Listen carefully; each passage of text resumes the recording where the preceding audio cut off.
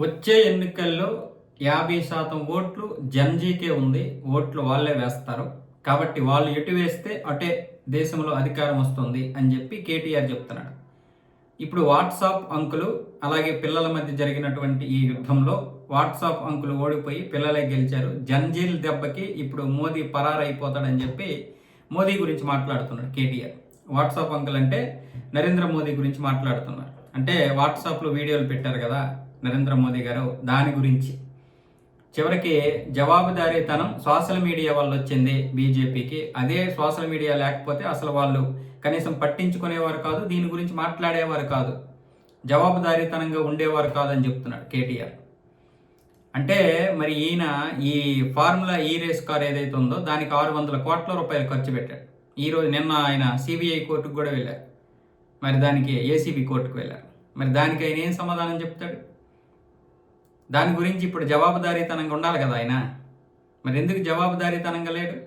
ఆ రోజు ఎందుకు అధికారులు భయపెట్టేసి ఫార్ములా ఈ రేస్ కార్ పెట్టేశాడు? వెంటనే ఆ హుస్సేన్ సాగర్లో 600 కోట్లు పోసేశాడు ప్రజల సొమ్ము. దానికి ఎవరు సమాధానం చెప్తారు? ఎవరు జవాబుదారీతనం? కనీసం ఈ విషయాన్ని క్యాబినెట్లో కూడా ఆమోదించలేదంట. క్యాబినెట్కి కూడా ఈ విషయం చెప్పకుండా పార్టీ మనది, ప్రభుత్వం మనది కాబట్టి ఏకపక్ష నిర్ణయాలు తీసుకున్నారు. ఈరోజు జనజీ ఎవరి వైపు ఉన్నారో మీ యొక్క సర్వేలో మీకు తెలుసో, లేకపోతే మీరు పెట్టినటువంటి సర్వే కావాలని మీకు అనుగుణంగా చెప్పేస్తున్నారో తెలియదు. కానీ తెలంగాణలో జనజీ ఎటువైపు ఉన్నారో వాళ్ళకి తెలుసు. దేశం మొత్తం మీద జనజీ ఎటువైపు ఉన్నారో, ఏం జరుగుతుందో, ఇటువైపు ఏం జరుగుతుందో, అటువైపు ఏం జరుగుతుందో అందరికీ తెలుసు. ధర్మేంద్ర ప్రధాన్ రాజీనామా చేసినంత మాత్రాన బీజేపీ ఓడిపోయినట్లు కాదు. ఒక ప్రభుత్వాన్ని 10 సంవత్సరాలు నడిపినటువంటి అనుభవం మీకుంది. ఒక రాష్ట్ర ప్రభుత్వాన్ని నడిపారు కదా. జవాబుదారీతనం గురించి మీరు మాట్లాడొచ్చా? ఇప్పుడు దానికి మీరు జవాబుదారీతనంగా ఉన్నారా? ఫార్ములా ఈ రేస్ కార్ గురించి, పోనీ కాళేశ్వరం మీద జరుగుతున్నటువంటి దీని మీద మీరు జవాబుదారీతనంగా ఉన్నారా? ఇవన్నీ ఎటుపోతాయి? ఇవన్నీ కనిపించవా మీకు? మోడీ గారి యొక్క దీని గురించి మాట్లాడేస్తున్నాం మనం. ఆయనకి జనజీ ఉంది. ఇప్పుడు ఏదైతే ఢిల్లీలో జరిగిందో జంతర్ మంతర్ వద్ద, దానికి 30% జనజీ సపోర్ట్ చేశారు, నేను ఒప్పుకుంటున్నాను.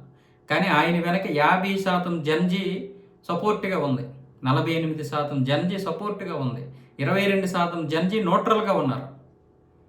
న్యూట్రల్గా ఉన్నటువంటి వారు రేపు పొద్దున్న అటువైపు రావచ్చు, ఇటువైపు రావచ్చు, ఎటువైపు అయినా రావచ్చు. వాళ్ళు ఎటువైపు తిరుగుతారో అటువైపే అధికారం. ఇప్పటికి మాత్రం మోదీ గారికే అధికంగా జనజీ సపోర్ట్ ఉంది. ఎందుకంటే జరుగుతున్నటువంటి పరిణామాలు ఇంతకుముందులాగా లేవు.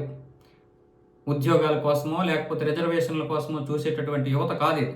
సొంతంగా నిలదొక్కుందాం అనుకున్నటువంటి యువత.